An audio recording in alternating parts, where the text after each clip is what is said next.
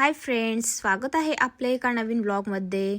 सगळ्यांना आषाढी एकादशी निमित्त खूप खूप शुभेच्छा। माऊलींच्या दर्शनासाठी पंढरीला जाणं जमलं नाही, त्यामुळे आज मी आमच्या कॉलनीतल्या विठू रुक्माईच्या मंदिराला दर्शनासाठी गेले होते। आज एकादशी होती ना, त्या निमित्ताने दर्शनासाठी गेलो होतो। हे पहा, हे मंदिर आहे, खूप छान आहे। भाविकांची सुद्धा इथे गर्दी आहे, दर्शनासाठी खूप जण आलेले आहेत। छान असं वातावरण आहे मंदिराचं। सगळेजण इथे दर्शन घेऊन बसलेले आहेत। खूप छान रांगोळी काढली एका छोट्याशा मुलीने। विठ्ठल आणि रुक्मिणी माऊलींची मूर्ती खूप सुंदर आहे आणि छान असं पूजा इथे करून गेलेले आहे सर्वांनी।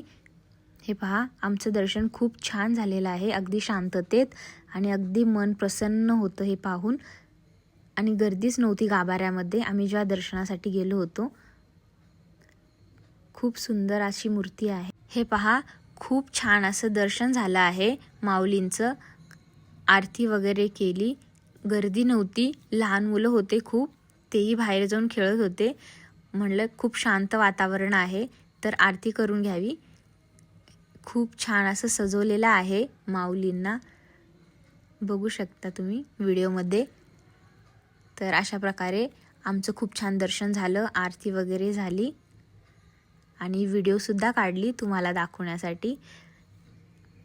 आणि अशा प्रकारे आम्ही मग घरी गेलो आणि जो काही नैवेद्य वगैरे केलता तोही विठ्ठल रुक्मिणी माऊलींना समर्पित केला। या मंदिराच्या सभोवताली लहान मुलांना खेळण्यासाठी छोटंसं गार्डन आहे, लहान मुलं देखील इथे खेळतात। तर थँक्यू, व्हिडिओ बघितल्याबद्दल धन्यवाद।